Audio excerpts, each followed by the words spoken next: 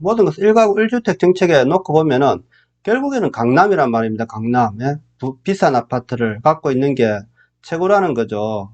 그래서 자꾸 신축 아파트, 비싼 아파트가 가격이 상승하는 요인이 되고 있다는 겁니다. 1가구 1주택을 폐지해야 됩니다. 지금 그냥 총금액, 그죠? 보유주택 총금액을 가지고 1주택이든 2주택 상관없이 과세를 때려야 된다는 거죠. 제 말은. 그렇게 안 하고는 이렇게 잡을 수가 없습니다. 지금 제가 볼 때는.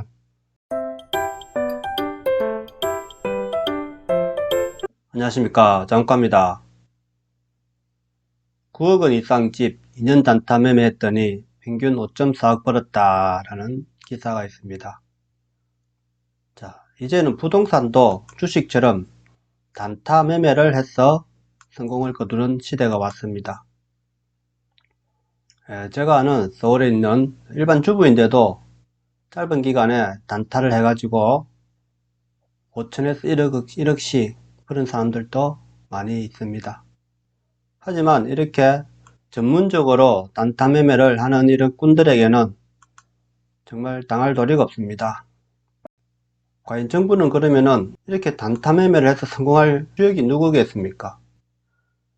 그건 바로 정부죠. 정부에서 길을 가르쳐 줬죠. 이렇게 단타를 해도 우리가 성공 확률이 낮으면 보통 잘 안 하는데 뻔히 보이지 않습니까? 그죠? 우리가 누구든지 다음에 오를 지역이 여기다 하는 것을 알고 있기 때문에 이렇게 단타 매매를 해서 성공을 거둔 사람들이 많았다는 거죠. 이런 전문적인 꾼들에게는 당할 도리가 없죠. 그래서 결국은 일반 우리 서민들 손해를 보게 됩니다. 근데 지금은 자, 주택 가격이 많이 올라서 일반 주택 보유자들은 상당히 기뻐하겠죠. 그죠?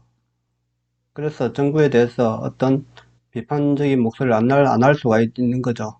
이렇게 되었을 때 나라 경제에는 악영향을 미칠 것으로 보여지기 때문에 이런 현상은 일어나서는 안 되죠. 이런 것을 국가가 관리해야 되는 거죠. 김상훈 미래통합당 의원 입수 국세청 현황으로 문정부 출범 후 2018년 2조가 넘는다는 것입니다. 9억 이하 단타 차익은 3,300만원이라는 것입니다. 문재인 정부 출범 후 2년 미만 단타 주택 매매로 차익을 거둔 액수가 한 해 2조 원을 넘어선 것으로 나타났다고 합니다. 9억 원이 넘는 주택으로 거둔 차익은 5억 4천만 원에 달했다는 것입니다. 이렇게 그죠? 한 해 2조 원이 넘는 단타 차익이 어디로 가겠습니까? 결국에는 집값 상승으로 이어지는 거 아닙니까? 이렇게 전문적인 부동산 투기자들이 있는 한 문재인 정부와 하려고 하는 규제 정책은 성공할 수 없다는 겁니다. 그죠? 단타 차익으로 생긴 이걸로 인해서 전체적인 집값이 상승을 하게 되는 거죠. 결국 그래서 서울 집값은 엄청난 상승을 하게 된 것이죠. 자, 그래서 지금 아니면 못 산다라는 심리가 지금 팽배해 있답니다. 7월 10일 대책에도 강남 매수세 활활하고 있답니다. 서울 서초구 서초동에 신혼집을 알아보고 있는 신혼부부 박모 씨는 최근 주택 매매가 녹록지 않다는 사실을 여실히 느꼈다. 그가 구입을 희망하는 20억 원대 주택은 매매 문의를 한 지 30분 만에 1, 2억 원이 올라 21억, 22억 원이 되었다. 그마저도 매매를 하는 건 쉽지 않았다. 계약 절차를 시작하려 하면 집주인이 집값이 더 오른다는데 주변에서 팔지 말라고 말렸다며 매물을 거둬들이기를 수였다. 박 씨는 강남에서 집을 사는 게 어렵다는 말은 들었지만 이렇게까지 힘들 줄 몰랐다며 당분간은 돈이 있어도 매물이 없어 살 수 없겠다고 말했다. 자, 6.17 대책에 이어 7.10 대책까지 강력한 부동산 시장 규제가 한 달 새 두 번이나 발표되었지만 강남 주요 단지 효과는 계속 오르며 매물은 잠기고 있다는 것이죠. 수요자들 사이에서 역대급 거래 절벽이라는 이야기가 나온다. 연이은 대책이 나왔는데도 값은 치솟고 있는 데는 그간 정부 대책이 나올 때마다 집값이 더 올라 규제에 대래 불안해하는 실수요자들이 지금 강남이 흥하지 않으면 영년기를 놓친다는 심리를 보이고 있기 때문이다. 한국감정원에 따르면 지난주 강남 상구 집값이 일제히 올랐다. 강남 상구에서 거래 허가구역을 지정을 피한 인근 단지들이 대거 상승했으다. 강남구 아파트 매매 가격 지수는 전주 0.03%로 안정기에 접어들었나 했지만 지난주에 다시 0.12로 치솟았다. 송파구도 0.07에서 0.18로 크게 올랐고 서초구도 0.06에서 0.10으로 오름세를 키웠다. 이처럼 강남권이 많이 오르면서 서울 집값이 전주 0.06에서 전주 0.06% 상승해서 2배 가까운 0.11%로 상승폭을 넓혔다는 것입니다. 자, 이번 강남 집값 급등세는 정부 연이은 정책 헛발질에 실망한 실수요자들이 적극적으로 매수에 나섰기 때문이라는 게 전문가들의 판단이다. 정부 규제가 나올수록 강남 집값이 잡히기보다는 폭등에 가까운 가격 상승세를 보이자 지금이 강남 입성의 마지막 기회라고 여기는 3040 세대 실수요자들이 매매에 나서는 중이다. 한국감정원에 따르면 지난 5월 강남 상구 아파트의 40대 매수 비중은 27.3%로 전체 세대 중 가장 높았다. 이제 40대까지 그죠. 더 이상 못 기다리고 강남으로 진입하려고 하는 것이죠. 반면 집주인들은 강남 불패가 더욱 현실화되면서 강남 집 사수에 집중하는 분위기다. 기존 집주인들 사이에선 지금 팔면 이 가격에 다시는 강남집 못 들어온다는 이야기가 나온다. 다시는 강남집을 매수하지 못한다는 우리의 매물을 거두면서 잠김 현상은 여전한 상태다. 710 대책 등 최근 정책이 다주택자 옥죄기에 초점이 맞춰지자 상급지 똘똘한 한 채를 보류하려는 움직임이 더욱 뚜렷해졌다. 최근 실거주 규제 강화로 전세 매물이 빠르게 실종되면서 전세 대신 매수를 선택하는 수요도 늘어 더욱 매수세가 강해졌다는 지적이 있다. 결국에는 이 문제가 똘똘한 한 채로 이게 기결된다는 것입니다. 똘똘한 한 채. 그래서 다른 지역은 다 떨어져도 강남은 안 떨어질 수밖에 없는 것이 이 똘똘한 한 채로.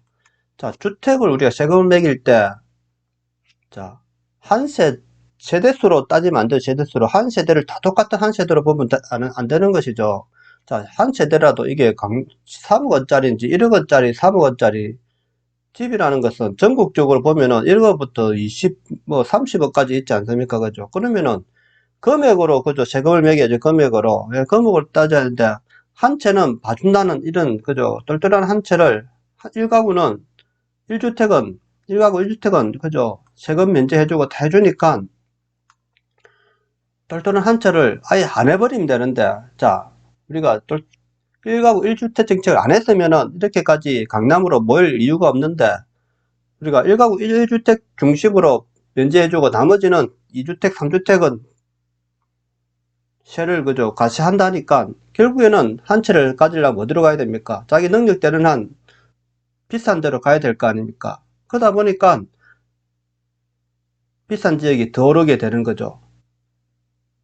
이것을 풀려면은 이 똘똘한 한 채를 없애야 됩니다. 이거 1가구 1주택 정책 없애고 금액 총 보유 가격에 총 보유 주택 가격 금액에 대해서 세금을 중과세해야죠. 그거 아니고는 이렇게 잡을 수 없습니다. 우리가 지방에 그죠? 흐름한 시골에 1억원짜리, 중소도시에 3억원짜리, 5억원짜리, 이거 한 두 채 가지고 온다고 그게 왜 1가구 2주택이 되느냐 말입니다, 저는. 10억은, 주택을 10억 이하까지, 5억 이하까지는, 과세를 면해주고, 그 이상은 5억에서 10억까지는 좀 더 내고, 10억 이하는 전체 보유한 가격 금액으로 공시가를 시세로 공시가를 하든지 전체 보유한 주택의 가격 금액으로 세금을 부과해야 되는데 우리나라는 모든 것이 한 주택 자동차도 그죠 가격 대비 이 세금을 부과해야 되는데 CC로 본다니까 2.2 CC 1.0 가격이 외제차하고 국산차하고 가격 차이가 엄청 나는데도 자 CC로 보기 때문에 출력으로 그죠 보기 때문에 그게 안 맞다는 거죠. 이런 것이 다 부유한 사람들에 대한 세금 혜택으로 돌아갈 수밖에 없는 거죠. 그리고 이 정부가 처음부터 1가구 1주택 정책을 쓸 때부터 문제가 생겼는데 이것을 바로 안 잡고 계속해서 1가구 1주택 정책을 두고서 세금으로만 때려잡으려고 하니까 계속해서 사람들은 강남으로 몰려갈 수밖에 없는 겁니다, 이게. 그걸 알아야 되는데, 그걸 아직 그렇게 우리, 이야기해도 지금 해결이 안 되지 않습니까? 그죠? 그리고 지금 경제 상황이 지금 안 좋습니다, 우리나라. 환경연구소에서 올해 경제 성장률 마이너스 2.3% 역성장을 전망했다 합니다. IMF 이후 최저치라고 합니다. 올해 경제 성장률이 국제통화기금 IMF 외환위기 이후 최저 수준인 마이너스 2.3%를 기록할 것이라는 전망이 나왔다. 상반기에 마이너스 1.7%란 말입니다. 근데 연간 2.3%가 되려면 하반기에는 2.9%, 더 안 좋다는 거죠. 상반기보다 하반기가 1%나 1.2%나 더 내려간다는 것이죠. 그래서 연간 2.3%를 맞추고 있는 겁니다. 여기서 민간 소비가 마이너스 3.7%입니다. 민간 소비 마이너스 3.7%. 건설 투자 마이너스 13.5%, 설비 투자 마이너스 18.7%, 지식 생산물 투자만 상승을 조금 하고 있는데 정년보다는 못하지만은 수출이 마이너스 2.2%, 수입이 마이너스 4.1%로 소비자 물가가 지금 안 올라갑니다. 0.3% 수준에서 지금 올라가질 않습니다. 소비자 물가가 오르지 않는다는 것은 가격 상승이 없다는 거죠.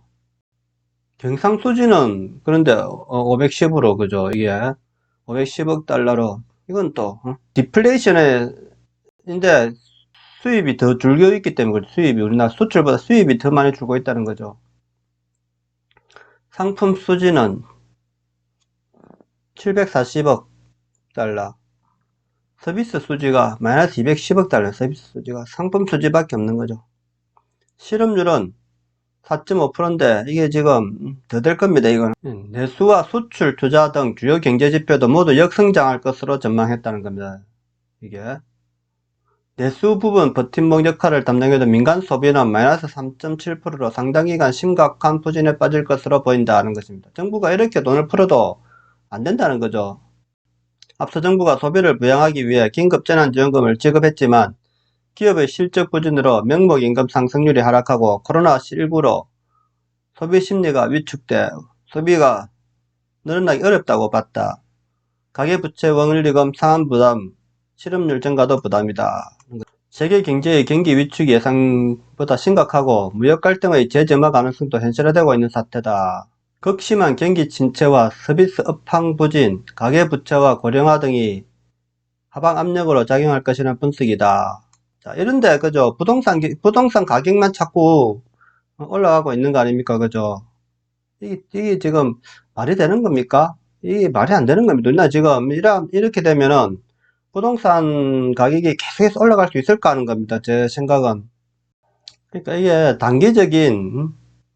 단기적인 경기 반등 효과에 집착해 국가 재정을 일시에 소진하기보다는 장기 침체기로의 본격적인 진입에 대비해야 한다는 것입니다.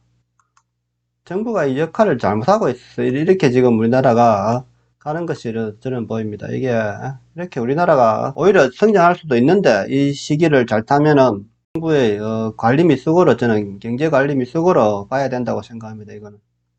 자, 종부세가 연 1.6조 원 더 걷는다. 정부 정세 목적 아냐? 정부의 연이은 부동산 세제 강화로 더 거치는 종합부동산 세수가 연간 1조 6천억 이상에 추산됐다는 것입니다. 종부세 인상이 세수 부족을 메우기 위한 정세 목적이라는 비판에 정부는 주택시장 안정과 부동산 과세 행평을 위한 것이라고 반박했다. 보세요. 이거 더불어민주당에 따르면 기획재정부는 최근 당정협의 등에서 지난 12.16 대책과 6.17 대책, 1710 대책에 포함된 종부세 세율 인상에 따른 세수 효과를 약 1조 6,500억 원으로 추정했다. 자, 자기들이 그죠? 이렇게 1조 6,500원 정도 추정하면 그죠? 이렇게 늘어날 것으로. 다만 종부세를 부담으로 다주택자나 법인이 보유주택을 처분하면 종부세 수가 줄어들기 때문에 세수 효과를 단정하기 어렵다는 것입니다. 자, 3주택자 이상 조정 대상지 2주택일 경우 이렇게 종합부동산 세율이 이렇게 인상된다는 것이죠. 근데 종부세가 그죠? 자, 8억 원에서 시가가 8억 원에서 12억짜리가 꼴랑 이게 뭐 0.8%, 1.2%로 그죠? 8억 원에서 12억 원 갖고 있는 사람이 과연 몇 명이 됩니까? 그죠? 12억 원에서 15억 원 사이, 그죠? 그러니까 일단 8억 원 이상 가진 시가로 8억 원 이상의 아파트를, 주택을 가진, 다주택자를 가진 사람만 해당되는 거 아닙니까? 1가구 1주택은 또 피해간다. 1주택이 10억짜리 가지고 있으면은 이거는 포함이 안 되는 거죠. 2주택 이상일 때 8억 원을, 2주택 이상 8억 원을 가지려면 지방밖에 없어요, 지방. 그죠? 서울은 거의 뭐 1주택이 9억인데, 예? 9억이 보통인데, 지방에는 뭐 3억 원짜리, 5억 원짜리, 3억 원, 4억 원짜리가 9억 아닙니까? 그죠? 그러면 지방은 주주택자 가진 사람이 더 손해죠. 그죠? 하지만 서울에는 1주택자하고 다주택자에 더 이익을 보는 거죠. 서울 사람들이. 그렇잖아요. 그러니까 이게 법이 형평성이 안 맞다는 거죠. 제 말은. 우리가 모든 것을 1가구 1주택 정책에, 모든 것을 1가구 1주택 정책에 놓고 보면은 결국에는 강남이란 말입니다. 강남. 예? 비싼 아파트를 갖고 있는 게 최고라는 거죠. 그래서 자꾸 신축 아파트, 비싼 아파트가 가격이 상승하는 요인이 되고 있다는 겁니다. 1가구 1주택을 폐지해야 됩니다. 지금 그냥 총금액, 그죠? 보유주택 총금액을 가지고 1주택이든 2주택 상관없이 과세를 때려야 된다는 거죠. 제 말은. 그렇게 안 하고는 이렇게 잡을 수가 없습니다. 지금 제가 볼 때는. 그렇습니다. 오늘 방송 여기까지 하겠습니다. 내용이 좋았다면 구독과 좋아요 부탁드립니다. 감사합니다.